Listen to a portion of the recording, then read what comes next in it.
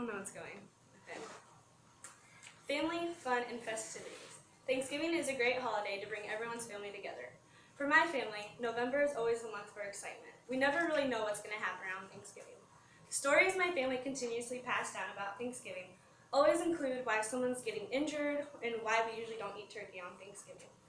In the next few minutes, I'll tell you about why we don't eat turkey, how someone's always getting injured, and why spending time with my family is always such a blessing.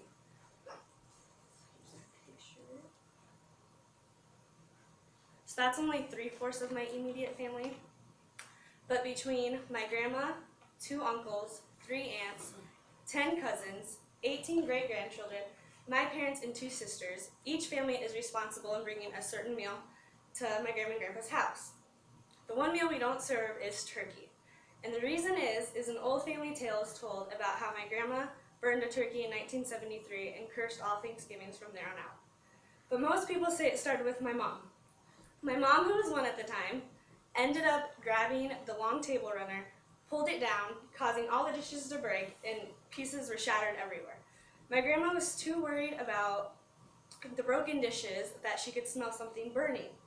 She turned around in the kitchen, witnessed smoke, and realized she forgot to turn off the oven and take out the turkey. The turkey ended up being absolutely charcoal.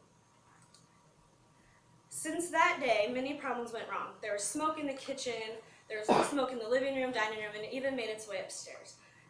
My Uncle Rick said that he remembers everyone opening every single window they could in the house because the smoke was just filled up in the air, and it was terrible. He said that when he opened the sliding glass door, a big cloud of smoke just rolled out onto the front deck. And my grandpa, who was outside at this time, he said from when all the windows were open and all the smoke coming out, it looked as if the house was burning right there and then. Since that day, many problems went wrong. My grandma always tried new ways to perfect a turkey, but it usually never worked out right. And the year after my great-grandma passed away, my aunts and uncles and older cousins said that she made a turkey that looked as if it belonged in a magazine, and that was until the carving began. Everything that was on the inside of the turkey was all mushy and it fell to the bottom of the pan. And one year, my aunt was taking a turkey out of the oven and ended up burning her hand and dropped the turkey all over the floor, and broth ended up in the oven, all over the cupboards and counters, and all over the hardwood floor. Now, that was another thing. Not only was the meal cursed, but injuries were always bound to happen. Almost all the boys in our family liked to play football right before lunch, and one year my cousin was intercepting the ball, and he ended up breaking his finger. And my uncle one year was running, and he tripped over grass, and he ended up spraining his ankle. My older cousin Justin, who's only a few years older than me, he got a football thrown at his face and ended up breaking his nose, so he had to go to the emergency room right away, and it was bad. And injuries didn't just happen outside, they happened inside as well.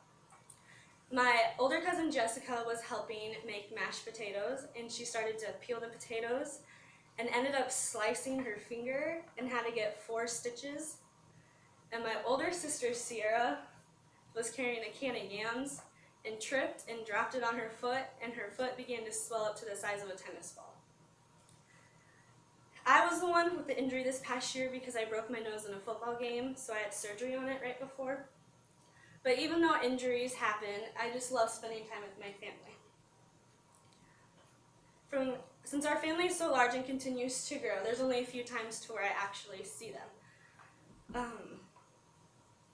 Being around them is always comforting because I love listening to the new and exciting things going on in their lives, whether it includes a new job promotion or something that happened about their family trip.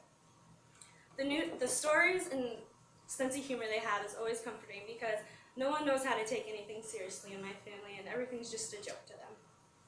But I told you about the story on why we don't eat turkey on Thanksgiving, how someone's always getting injured, and why spending time with my family is such a blessing.